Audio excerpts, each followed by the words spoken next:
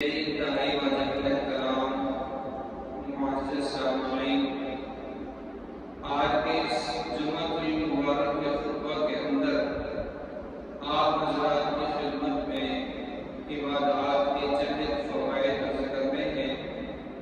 اللہ رب العالمین سے دعا ہے کہ اللہ رب العالمین مجھے حق و سچ بات کہنے کی توفیق عطا فرمائے اور جمعہ سامعین کو حق و سچ بات کو سن لینے کے بعد عمل کرنے کی توفیق عطا فرمائے۔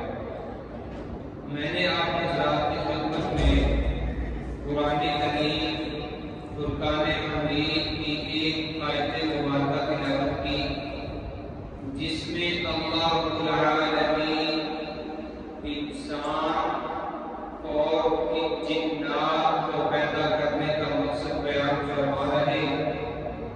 اللہ رب العالمین نے ارشاد یہ فرمایا، وَمَا خَلَقْتُ الْجِنَّ وَالْإِنسَ إِلَّا لِيَعْبُدُونِ، کہ میں نے انسان کو اور میں نے جنات کو پیدا اس وجہ سے کیا کہ یہ میری عبادت کریں۔ اللہ رب العالمین نے قرآن کریم کے اندر دو مقامات میں اس بات کی وضاحت فرمائی۔ ایک جگہ پر ارشاد فرمایا، وَإِن تَعُدُّوا نِعْمَتَ اللَّهِ لَا تُحْصُوهَا، اللہ رب العالمین فرماتے ہوئے نظر آئے کہ لوگوں، میں نے جس قدر تم پر احسانات کیے، جس قدر میں نے تمہیں انعامات سے نوازا، اگر تم لوگ میری دی ہوئی نعمتوں کو شمار کرنا چاہو تو کر نہیں سکتے۔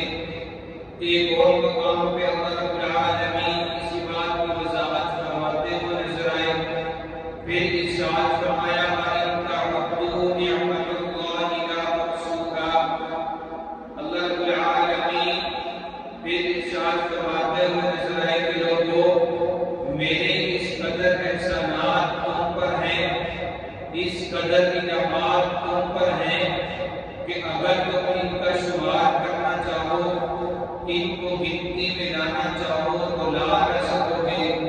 تو اس کے برعکس انسان کو چاہیے یہ تھا کہ جب اس قدر انعامات اس مالک حقیقی کے ہیں، اس قدر احسانات اس مالک حقیقی کے ہیں، تو چاہیے یہ تھا کہ یہ انسان ہر وقت اپنے اس پروردگار کے سامنے جھکا رہتا، جس پروردگار نے اتنے انعامات کو اس انسان کے لیے بنایا ہے، جن میں سے چند ایک کا تذکرہ مختصر آپ کی خدمت میں عرض کر دیتا ہوں۔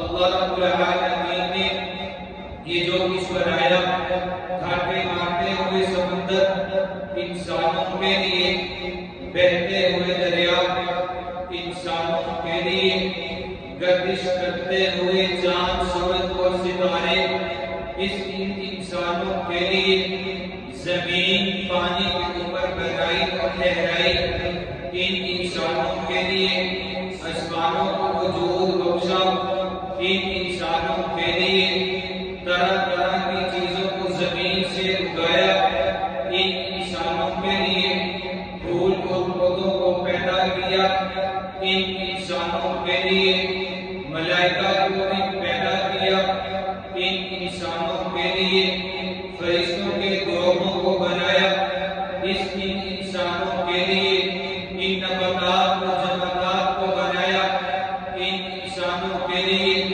طرح طرح کے جانور پیدا کیے ان انسانوں کے لیے۔ یہ جانور جس قدر بنائے ان انسانوں کے لیے، روح زمین کے اوپر جو چیزیں بھی دیکھنے کو ملتی ہیں، اگر وہ پہاڑ ہو تب بھی انسانوں کے لیے بنائے ہیں۔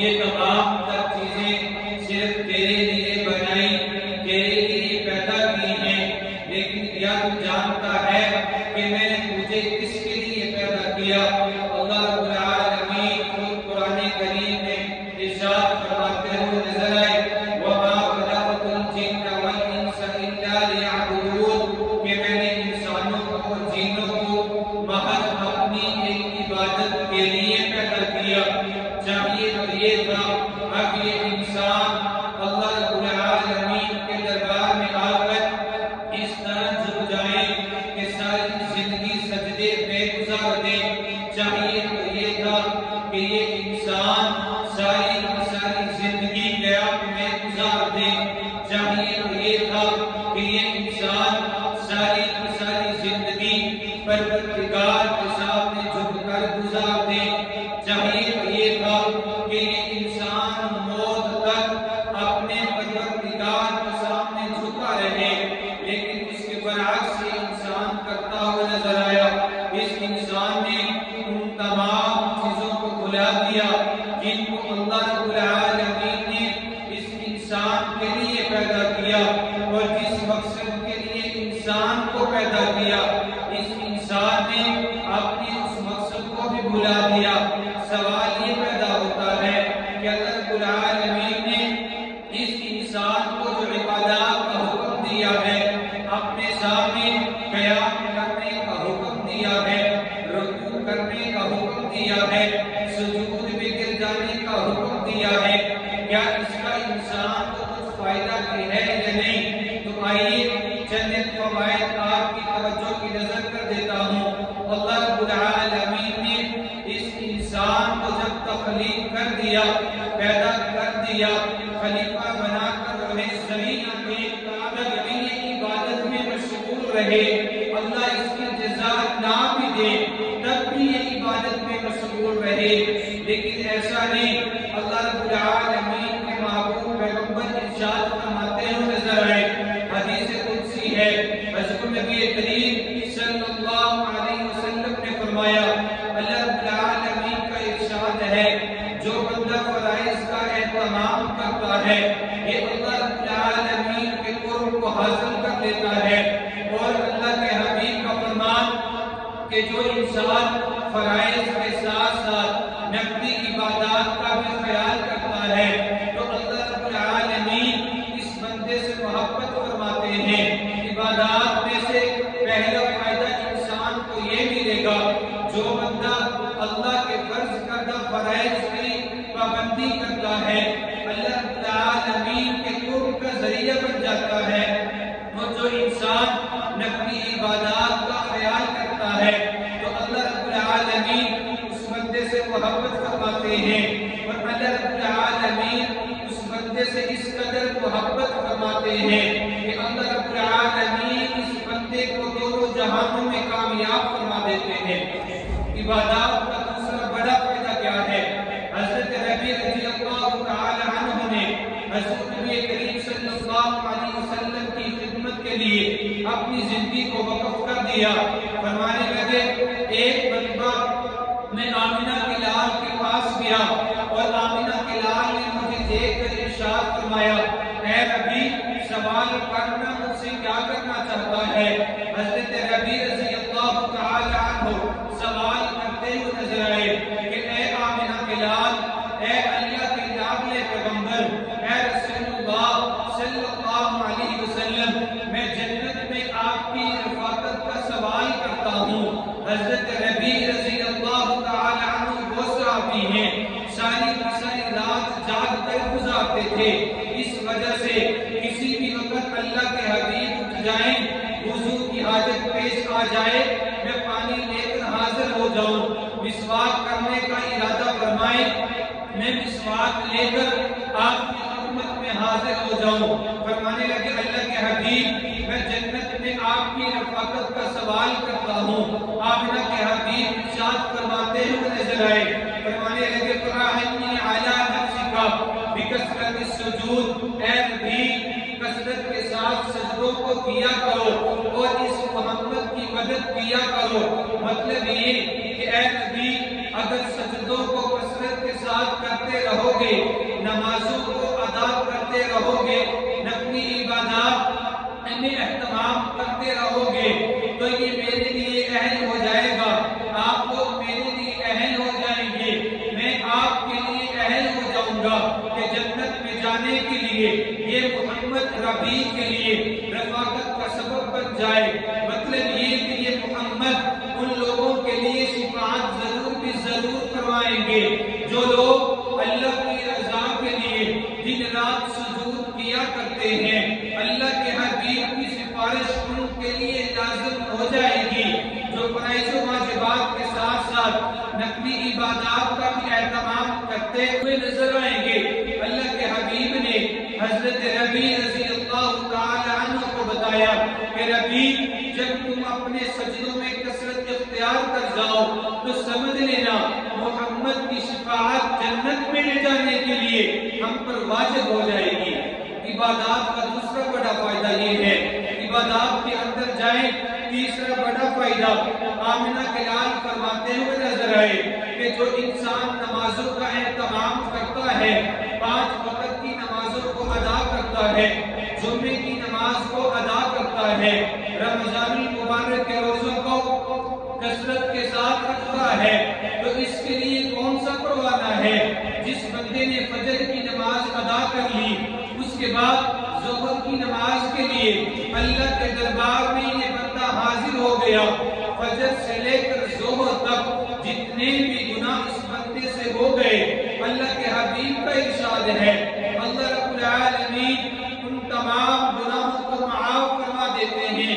پھر جب یہ بندہ عصر کی نماز پڑھنے کے لیے اللہ رب العالمین کے دربار میں حاضر ہو جاتا ہے، اللہ کی رضا کے لیے سجدے میں گر جاتا ہے، اللہ کے حبیب فرماتے ہوئے نظر آئے ظہر سے لے کر عصر تک اس بندے سے جتنے بھی گناہ نمودار ہو گئے، اللہ رب العالمین ان تمام گناہوں کو معاف فرما دیتے ہیں۔ پھر جب یہ بندہ مغرب کی نماز ادا کرنے کے لیے مسجد میں آ جاتا ہے، اللہ رب العالمین ان تمام گناہوں کو جو عصر اور مغرب کے درمیان اس بندے سے صادر ہو گئے، اللہ معاف فرما دیتے ہیں۔ بالکل اسی طرح عشاء کی نماز پڑھنے پر مغرب اور عشاء کے درمیانی وقفہ کے اندر اگر کوئی گناہ ہو گیا، اللہ رب العالمین اس کے ان گناہوں کو معاف فرما دیتے ہیں۔ اسی طرح جس نے ایک جمعہ کی نماز ادا کر لی، آئندہ جمعہ المبارک کو جب دوبارہ نماز ادا کر لے گا، اس پورے ہفتے کے درمیان اس انسان سے جتنے بھی گناہ ہوئے ہوں گے، اللہ رب العالمین ان تمام کو بھی معاف فرما دیں گے۔ اللہ کے حبیب کا ارشاد ہے جس نے ایک رمضان المبارک کو اس انداز میں گزارا ہے، نمازوں کا خیال بھی کیا ہو، روزوں کا اہتمام بھی کیا ہو، نفلی عبادات کا خیال بھی کیا ہو، پھر آئندہ رمضان المبارک کے اندر جب یہ انسان دوبارہ رمضان کو پا لے، رمضان کو پا لینے کے بعد نمازوں کا خیال فرما لے، روزوں کا اہتمام فرما لے، اللہ کے حبیب کا فرمان ہے کہ اس پورے کے پورے سال کے تمام گناہوں کو اللہ رب العالمین معاف فرما دیتے ہیں۔ الغرض یہ کہ تمام کے تمام صغیرہ گناہوں کو عبادات کی وجہ سے اللہ تعالیٰ معاف فرما دیتے ہیں۔ عبادات کا یہ بھی ایک بڑا فائدہ ہے، لیکن اسی حدیث مبارکہ میں اللہ کے حبیب نے ایک بات اور ارشاد فرمائی، اور وہ یہ کہ اگر کسی بندے نے بڑے گناہ کر لیے، مثال کے طور پہ چند ایک کا ذکر کر دیتا ہوں، اگر کسی بندے نے ماں باپ کی نافرمانی کی، جس کے بارے میں اللہ رب العالمین پارہ نمبر 15 کے اندر ارشاد فرماتے ہوئے نظر آتے ہیں وَقَضَىٰ رَبُّكَ أَلَّا تَعْبُدُوا إِلَّا إِيَّاهُ وَبِالْوَالِدَيْنِ إِحْسَانًا إِمَّا يَبْلُغَنَّ عِندَكَ الْكِبَرَ أَحَدُهُمَا أَوْ كِلَاهُمَا اُف، فرمایا جس بندے نے ماں باپ کے سامنے لفظ اف تک بھی کہہ دیا، ماں باپ کی نافرمانی کر دی، یہ تمام عبادات اس بندے کے اس گناہ کو معاف نہ کروائیں گی، کیوں یہ کبیرہ گناہوں میں سے ہے، اور کبیرہ گناہوں کے بارے میں اللہ کے حبیب کا ارشاد ہے کبیرہ گناہ کسی بھی بندے کے اس وقت تک معاف نہیں کیے جاتے جب تک یہ اللہ کے دربار میں آ کر توبہ و توبہ نہ ہو جائے، پاک و صاف نہ ہو جائے، معافی نہ مانگ لے، اس وقت تک کبیرہ گناہوں کی معافی نہیں دی جاتی۔ تو کبیرہ گناہوں کے علاوہ تمام تر گناہ جتنے بھی گناہ ہم لوگوں سے ہوتے ہیں وہ ہماری عبادات کے بغیر معافی کے اللہ رب العالمین معاف فرما دیتے ہیں۔ عبادات کے بے شمار فوائد ہیں، اگر اللہ رب العالمین عبادات کا ہمیں ایک فائدہ بھی نہ دے، ایک فائدہ بھی نہ دے، تب بھی ہم پر لازم ہے ہم اسی رب ذوالجلال کے سامنے آ کر جھکیں۔ یوں اللہ کے حبیب نے قرآن کو پڑھ کر سنایا بتایا، اللہ رب العالمین فرماتے ہیں وَإِن تَعُدُّوا نِعْمَةَ اللَّهِ لَا تُحْصُوهَا، کہ لوگوں اللہ رب العالمین کی اس قدر نعمتیں تمہارے لیے، اس قدر احسانات تمہارے لیے ہیں کہ اگر تم ان کا احاطہ کرنا چاہو، اگر تم کو گنتی میں لانا چاہو تو لا نہیں سکتے۔ اس قدر اللہ رب العالمین کے احسانات ہیں۔ تو اس انسان کو بھی چاہیے کہ یہ ہر لمحہ اللہ رب العالمین کی رضا کے لیے اپنے نیک اعمال کو زیادہ۔ حضور نبی کریم صلی اللہ علیہ وسلم کا ایک اور ارشاد ہے کہ جو انسان نیک اعمال کرتا ہے، نیک اعمال کرتا ہے، اللہ رب العالمین اس بندے کے درجات کو یوں بلند فرما دیتے ہیں۔ جب کوئی انسان نیک عمل کرتا ہے ایک اللہ کی رضا کے لیے، جب کوئی انسان نیک عمل کرتا ہے اللہ کو راضی کرنے کے لیے، اللہ کو دکھانے کے لیے، اللہ کو بتانے کے لیے، اللہ کو منانے کے لیے، اللہ کو راضی کرنے کے لیے، قرب حاصل کرنے کے لیے، اللہ کے حبیب کا فرمان اس بندے کے درجات کو اللہ رب العالمین میں بلند فرما دیتے ہیں۔ یہ بھی کس قدر انعام ہمارے لیے۔ فائدہ ہمارا ہے نماز پڑھنے، فائدہ ہمارا ہے، دنیاوی فائدہ بھی ہمارا، اخروی فائدہ بھی ہمارا۔ اور اگر ہم نماز نہ پڑھیں، قرآن نہ پڑھیں، اللہ کے حبیب کی سیرت کو بیان نہ کریں، اللہ رب العالمین کی بڑائی کو بیان نہ کریں، تو اللہ رب العالمین اور اللہ کے حبیب کی عزت میں کوئی ذرہ برابر بھی فرق نہیں آتا۔ لیکن نقصان ہمارا اپنا ہے۔ کیوں؟ اگر ہم اللہ رب العالمین کا جو مقصد جو قرآن کریم میں ارشاد فرمایا وہ کون سا؟ وَمَا خَلَقْتُ الْجِنَّ وَالْإِنسَ إِلَّا لِيَعْبُدُونَ، کہ میں نے انسان کو اور جنوں کو پیدا محض اپنی عبادت کے لیے کیا ہے۔ وہ مقصد پورا نہیں ہوتا، اور اگر وہ مقصد پورا نہ ہوگا ہم اللہ رب العالمین کے دربار میں کس منہ کو لے کر حاضر ہوں گے، اور اللہ کے حبیب کی صفات ہمارے لیے کیسے ہوگی جبکہ اللہ رب العالمین کے حبیب نے یہ ارشاد فرمایا کہ لوگوں نماز کے ذریعے میری آنکھوں کو ٹھنڈک پہنچاؤ۔ جس انسان نے دنیا میں رہتے ہوئے اللہ کے حبیب کی آنکھوں کو ٹھنڈک نہ پہنچائی ہو وہ کل میدان محشر میں کون سا منہ لے کر آمنہ کے حبیب کا سامنا کرے گا۔ اللہ رب العالمین کے محبوب پیغمبر ایک مرتبہ ارشاد فرماتے ہوئے نظر آئے، فرمانے لگے بلال اٹھو نا اذان پڑھو، اے بلال اٹھو نا اذان پڑھو اور ہمیں راحت بخشو۔ مطلب یہ کہ جب اللہ رب العالمین کے محبوب پیغمبر یہ چاہتے اللہ رب العالمین مجھے مزید راحت عطا فرما دے، اللہ مزید قلبی سکون عطا فرما دے، اللہ کے حبیب بلال کو کہتے ہوئے نظر آئے بلال اٹھ تو صحیح، باوضو ہو اور اذان تو پڑھ، اس وجہ سے کہ میرے محمد کا دل چاہتا ہے میں اپنے پروردگار کے سامنے آ کے جھک جاؤں۔ آجا بلال اذان پڑھ کے آجا اور اللہ کے حبیب کے ساتھ تو بھی اس مالک کے سامنے آ کے جھک جانا جو تیری آواز دنیا میں رہتے ہوئے جنت کو سناتا ہے۔ آجا بلال دنیا میں رہتے ہوئے جس نے ہم پر جنت کو واجب کر دیا، آؤ نا اس مالک کے سامنے جا کر جھک جائے۔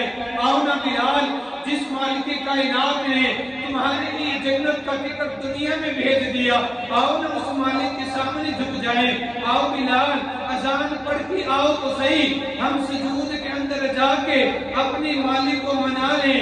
آؤ بلال میرے ساتھ آؤ نا، محمد کے ساتھ آ کر نماز پڑھو اور اس قدر نماز پڑھو کہ ہم اپنے مالک حقیقی کو منا لیں۔ عبادات کے بے شمار فوائد ہیں۔ اللہ کے حبیب کی ذات وہ ذات ہے، اللہ کے حبیب کی ذات وہ ذات ہے جن کا چناؤ عبادات کی بنیاد پہ اللہ نے کیا ہی نہیں۔ اللہ کے حبیب کے جو آگے محبوب صحابی ہیں وہ بھی جماعت وہ جماعت ہے جن کا چناؤ اللہ رب العالمین نے نیک اعمال کے بلبوتے پہ کیا ہی نہیں۔ مثال کے طور پہ آج کے دور کے اندر بے شمار لوگ ایسے ہوں گے جنہوں نے حضور سے زیادہ حج بھی کیے، حضور سے زیادہ عمرے بھی کیے، حضور سے زیادہ عبادات بھی کی۔ ایسے لوگ بھی ہوں گے جنہوں نے حضور کے اصحاب سے زیادہ حج کیے ہوں، ان سے زیادہ عبادات کی ہوں، لیکن پھر بھی کون ہے جو حضور اور حضور کے صحابہ کے مد مقابل آ سکے؟ کیوں؟ اس وجہ سے اللہ رب العالمین نے انبیاء اور انبیاء کے معاونین کو عبادت کے بلبوتے پہ چنا ہی نہیں۔ اللہ رب العالمین جب بھی کسی کو چنتے ہیں سب سے پہلا کام اللہ رب العالمین اس کے دل کو کھول کے پاک و شفاف کر کے دنیاوی معاملات کو نکال دیا کرتے ہیں، پھر اپنے حبیب کے قدموں میں لایا کرتے ہیں۔ وہ حبیب بھی بلال سے کہتے ہوئے نظر آئے کہ بلال اٹھو نہ اذان پڑھو اور آ کر محمد کے ساتھ نماز پڑھو، ہم اس مالک حقیقی کو منا لیں۔ کیا اللہ ناراض تھے اپنے محمد سے؟ کچھ لمحہ حضور نبی کریم صلی اللہ علیہ وسلم پر وحی نہیں آئی، کچھ لمحہ ایسا گزرا، کچھ دن ایسے گزرے، کچھ ایام ایسے گزرے کہ حضور پر وحی نہیں آئی۔ جو مشرکین تھے، جو کفار تھے، جو بغض اور حسد کے بھرے ہوئے تھے، انہوں نے حضور سے کہنا شروع کیا کہ اے محمد تیرے خدا نے تجھے چھوڑ دیا۔